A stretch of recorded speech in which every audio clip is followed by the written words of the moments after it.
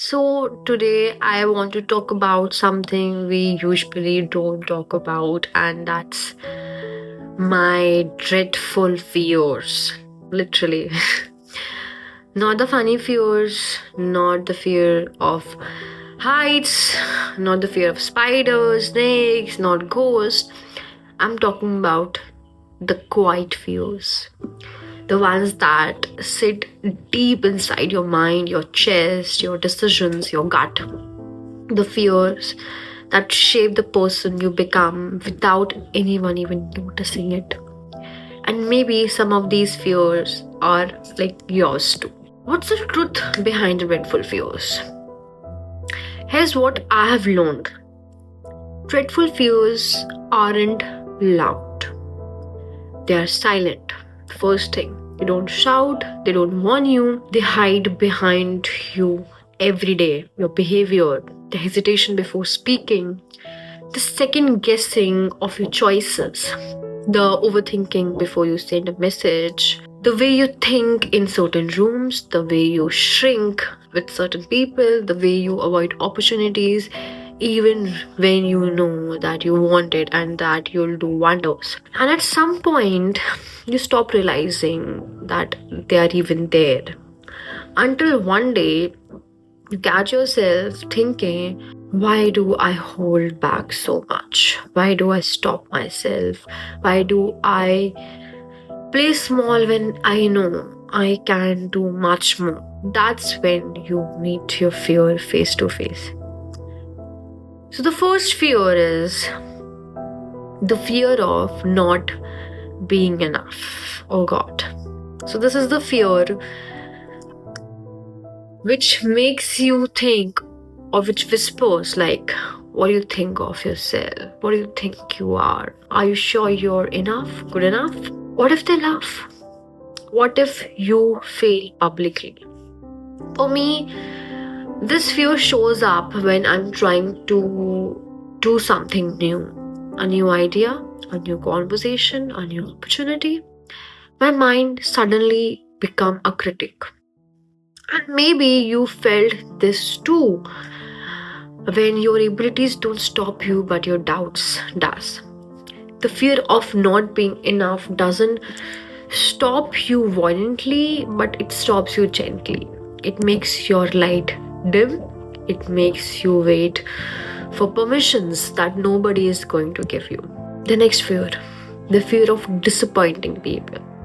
This fear runs deep, especially in this Indian blood, where we grew up learning to adjust, to compromise, to be good, and to make others feel good, to keep people happy. And so now I have to say no or disagree or express a boundary. Every time I'm doing this, I literally freeze. Because somewhere inside me, I worry that my honesty might hurt someone and that I end up carrying this emotional weightage alone. This fear, it literally shows up in your communication. You soften your words, you hold back your feelings, you hold back your needs, you over explain, over apologize, over care. सब चीज़ over हो जाती है. You become responsible for everyone's comfort except your own. But here's something I'm slowly learning is that you can disappoint people and still be a good person.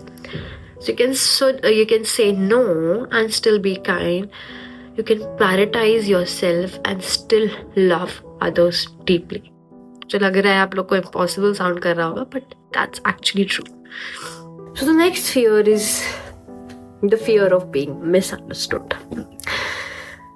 This fear is kind of painful because it makes you hide your feelings. It makes you hide your real self.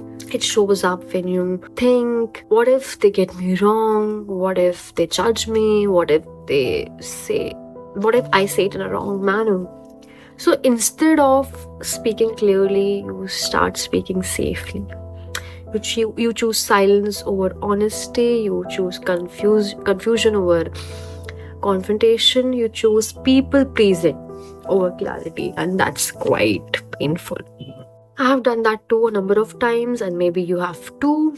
But the truth is, being misunderstood is unavoidable because people understand you according to their level of awareness and not yours. The goal isn't to avoid misunderstanding, but the goal is to express yourself with clarity and let go of what you cannot control. Like you can't control everything. I guess you guys know this. So yeah, the next fear, the fear of confrontation. This fear says, let's keep the pace. Let's not make it uncomfortable. And slowly, it trains you to avoid the truth. But confrontation aren't fights, they're conversations, they are cleanups, they are clarifications. And the more you avoid them, the heavier your relationships become. So, this fear shows up most when you feel unheard, but because you don't want to be the person who creates issue, who creates buzzard every time. But sometimes it's okay to create issues. Sometimes the bravest thing you can do is to say what needs to be said without defending, without attacking, and with just expressing yourself honestly. The next fear, the fear of failing or succeeding. I have been suffering from this fear a lot of time. I have from a long, long time. So this one is strange, but it's real. Some fears come from the possibility of losing, but some fears come from the possibility of changing. Success scares people, that's true. Because what if you can't maintain it? What if people expect more from me? What if I become someone I don't even recognize? So failure scares people, but success, I guess it's more dreadful. Because in failures, what you will think is, what will they think of me? What if it embarrasses myself? What if I embarrass myself? What if I prove my inner critic right? But success, it overloads you, literally. That doesn't mean you don't have to be successful, but you should know how to deal with it correctly. So what I'm learning is the fear of failure stops you from starting, and the fear of failure success, it stops you from continuing.